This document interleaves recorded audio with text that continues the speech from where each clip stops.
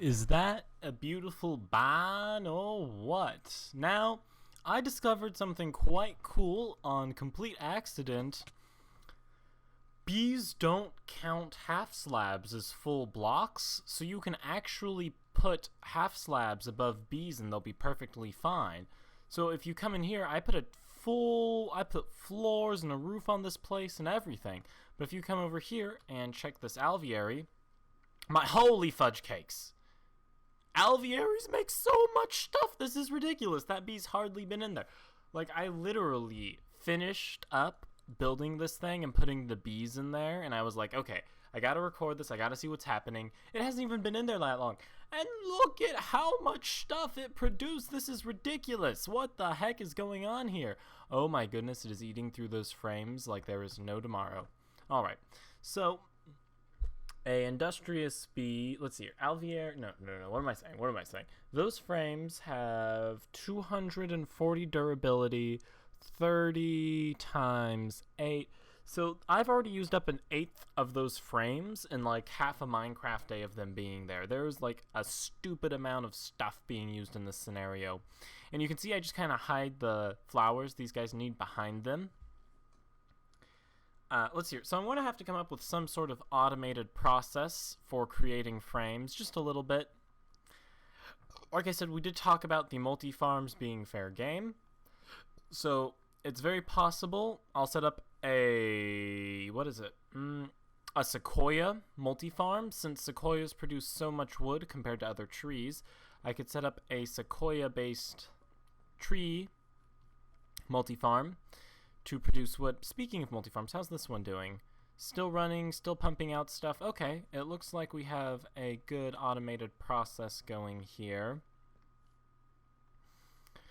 Alright, let me just come over here and take a look at the factory itself and make sure that seed oil is being produced in a reasonable way.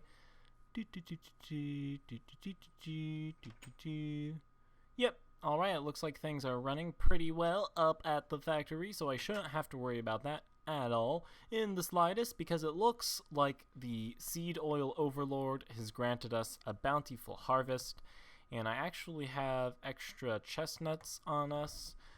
Yeah, I keep having to look up how to make fences because I keep forgetting that. I keep trying to make a boat basically out of the fence recipe, and it doesn't work because it's the boat recipe.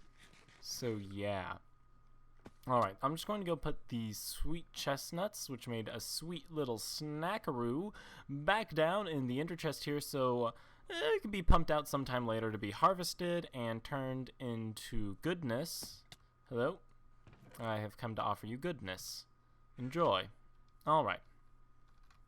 And I ended up not needing nearly as much wood for the barn as I thought, so I have a good store of mahogany and balsa wood, especially since I ended up using half slabs. And from a distance the roof looks good, but if you get close to it, kinda working half slabs into what was originally a stair block design looks a little jankety. So, you know, if I get up close here, you can start to see some little weirdness in it. But, you know, from a distance it looks great, and you know what? At the end of the day, that's really all that matters in the end. It does really matter. You got so close and yet so far, and in the end, it does really matter. Also, I discovered amazingness. Not only can the shovel of the earth mover replace a ton of blocks at once, it can also wait for it, Pazam! Holy fudge cakes! I used this feature to build the floors. It made building floors so much faster. It's beautiful. Basically what happens with the shovel of the earth remover, if you right click something, it will place a 3x3 square of that material down.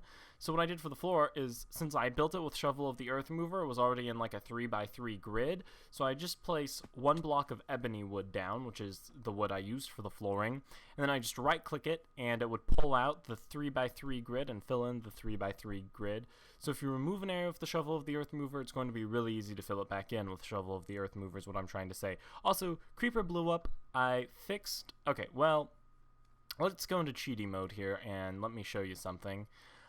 On the server, we've been having issues with mob spawning. I'm not sure whether or not you've noticed it in my videos, but very often there will be very few critters roaming around. So if I just go to my waypoints here and let's teleport to spawn. And let's change into creative mode so I can get to go where I want to go. I just want to show this to you guys just in case this happens to you. We had one of those obsidian totem pole things in Spawn, if you remember from the very first episode, and the problem is those things continuously spawn wisps, and if it's in Spawn, that means it's in loaded chunks, and that means it's going to be continuously spawning wisps. Now, that's actually why I have Bucket Forge installed on the server, and why you'll see little essentials pop-up messages about people going AFK, or the fact my name is red because I'm op, and things like that. So what I ended up doing as this fix actually works a lot better than What? Are these two things moving towards each other? Okay, well, what I originally did was I created this box and filled it with lava, so every time this dark node would spawn wisps, they'd instantly be killed. But apparently since then, these two... Originally what I was doing was I was cheating in silverwood trees and trying to purify it, but I did not realize these two things were going to move closer together, so that means I kind of have to refix this up, and we should do that right now. Where, I don't even know where lava is. Let me just type in lava here. Alright, so those two aura nodes combined and created a dangerous aura node, which is not what we want in our lives. And I actually think earlier I said that my aura node is what was making it rain all the time, and I'm pretty sure at this point it was this aura node that was making everything deadly. So let's just build another one of these boxes here. And so I just want to show you this just in case you guys play Feed the Beast and this happens to you. Really, the easiest way to try and fix this thing is to just put it in a box filled with lava, so that way it will instantly kill any wisps it spawns. The issue that it causes is that it fills it fills up your spawn with wisps. So at the end of the day, the best thing to do is just put it in a lava box, fill it with lava, it will instantly kill all the wisps it spawned. Like literally one time I came here and there were just hundreds of wisps flying around, taking up the mob spawn cap. It'll prevent all vanilla mobs from spawning. It's just a bad deal. So I'll just go ahead and make a new lava box here, fill it with lava, and I will teleport back to my Amish base and we will start doing some more Amish stuff. Alright, we are back home and I am quite excited. Hopefully we've permanently fixed the wisp mess this time. I'll probably have to go back later and double check that aura node didn't move again. In other news, I put some stone golems down to automate the process of taking things out of the alvearies because I was getting kind of tired of having to run back and forth. Now I just have to run over to the chests, grab the necessary bees, and start up the apiaries. Let's go check how this guy is doing. Holy fudge cakes. Holy fudge cakes. It's been like 10 minutes, and you've already made a stack of stuff, and my frames are like dead. This is beautiful.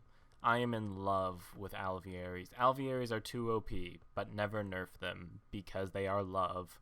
If someone ever tells me again that bees are not worth the trouble, I'm going to laugh at them, because as soon as I put an iron bee in there, I'm just going to have iron for days, and days, and days. I'll also have to get the copper bee and stuff, which we should start actually working on. You know, let us, you and I, friends forever, let's go take a look at what we need. Okay, so to get a copper bee, we need an industrious plus meadows. Alright, that should not be a trouble for us. We should be able to get a copper bee easy peasy schmeasy. That should be no worry at all. The gold is going to be a little difficult. That is minimum plus lead, and that means we have to get a minimum bee, and a minimum bee is all sorts of crazy. A minimum bee is a sinister plus mysterious, and a mysterious comes from the arcane branch, and that's just all sorts of craziness. So there's lots of bee breeding that's going to happen off camera.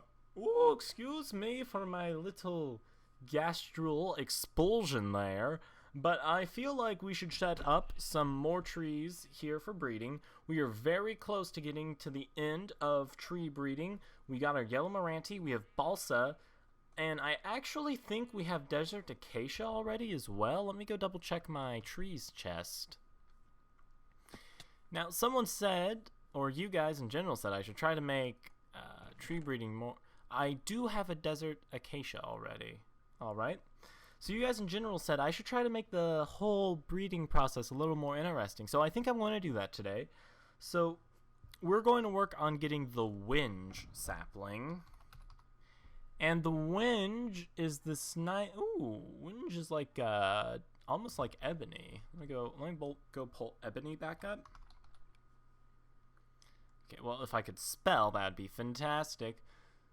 Yeah, so it almost looks like a more brownish ebony, or maybe just like a lighter ebony is what we could call it.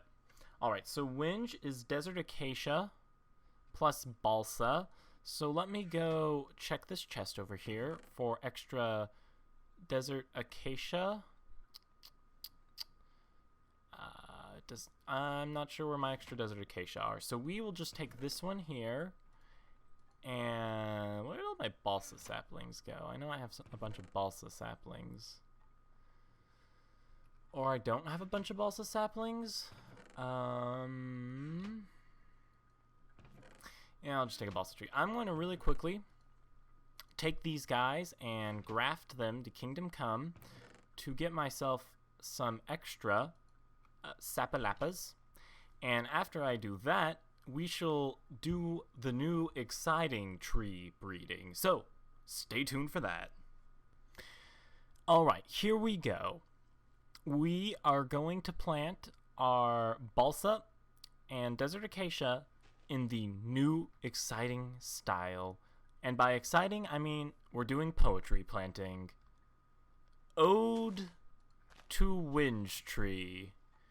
You are so dear indeed to me. Your planks remind me of my dear sweet ebony, but your fences are a more brownish tint like poo. My dear sweet whinge, how I want you. Your leaves are glorious, like a jungle filled with dew, and your planks are ebonous, like a bright blue ebony dew. Even though ebony's not blue, it's really black. My dear sweet whinge, oh, how I love you. Everyone snaps. Snaps, everyone. And that is what I call planting poetry. Come back next week for more planting poetry. I'm sure it will be glorious. Actually, this is probably never going to happen again because you're all going to leave comments about how you hate it, and I should go home and never do that again. But I'll just go ahead and cut out some holes in the canopy here, and the whinge is going to take 4 saplings to go ahead and forge ourselves a whinge tree. And that whinge tree shall be glorious, and we shall have a nice counterpart for our dear sweet ebony. Personally, I think ebony and whinge are my 2 favorite woods. I do like the darker colors. Mahogany's... I don't know, mahogany didn't turn out being quite as red as I had imagined it. It's really a muted color, so... Beggars can't be choosers, although I'm not begging and I'm the chooser, and I choose you, Pikachu! Yes. And here sets the sun over the beautiful lands of Amish Koala, and the day rolls away. All of our trees are out to play, and our barn is up to stay, and we can all say that it was a good episode today, as the stars roll in, and the moon goes high, the sun goes away to take a nap in China. Thank you all for watching, and, as the koala has always said, at the exont of his videos, Doodles!